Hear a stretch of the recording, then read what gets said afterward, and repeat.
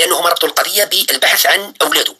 البحث عن أولاده صحيح، نعم، وهذا الكلام أنا تكلمت عليه، قلت لكم أنه وكيل الجمهورية العسكري أصدر أمر بضبط وإحضار المتهمين فلان فلان فلان، بناء على اعترافات المتهم الرئيسي الجنرال سفيان عويس، الذي اعترف باعترافات خطيرة فيها اتهامات خطيرة تتعلق بالتآمر والتخابر مع جهات أجنبية بما فيها الإمارات. نعم، للأسف الشديد واحد من ولاة القايد متهم بالتخابر وتسريب معلومات ووثائق سرية جدا لجهات خارجية اللي هي الإمارات.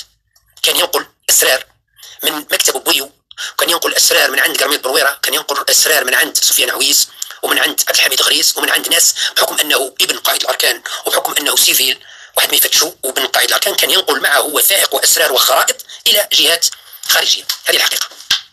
التحريات أثبتت ضلوعه في تهم خطيرة وخطيرة جدا تمس الأمن القومي وتمس الأمن العسكري. إذن صدر أمر بضبط وإحضار، لأنه مثل ما خبرتكم قبل في فيديو قلت لكم أنه بعد 3 استدعاءات، لأنه رسلوا الاستدعاء الأول عن طريق المحضر القضائي وما استعرفوش، الاستدعاء الثاني ما استعرفش، الاستدعاء الثالث كان لازم يديروا له ضبط وإحضار. يعني بكل صراحة لو كان مواطن عادي بسيط وليد واحد مواطن شعبي ما يبعثوا لا استدعاء لا أمر بالحضور لا حتى يروحوا ديريكتومون يخطفوه وطبعا يجدوا الباطة. هذه الحقيقة، هذه الحقيقة. حتى والأمر نقولوا ممكن يتنافى القانون، لكن هذه الحقيقة.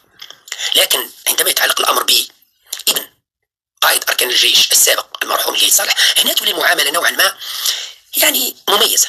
يعني وليد قائد أركان الجيش السابق لازم تتعامل معاه يعني احتراما لمنصب والده واحتراما لتاريخ والده، يتعاملوا معاه معاملة نوعا ما خاصة. رسلوا له استدعاءات الأول الثاني الثالث ما حبش يحضر.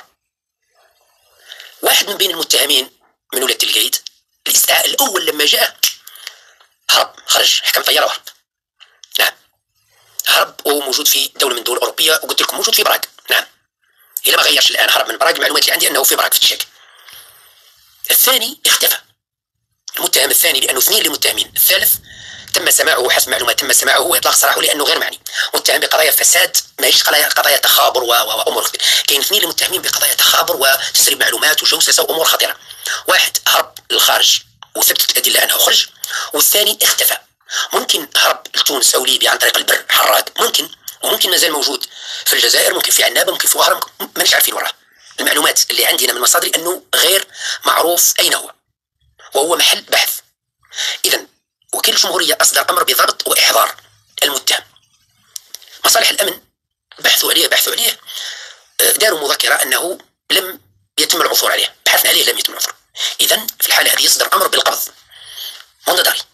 الأول كانت موندادامني، الآن تولي مونداداري. أمر بالقبض، يتم القبض عليه واقتياده بالقوة إلى وكيل الجمهورية.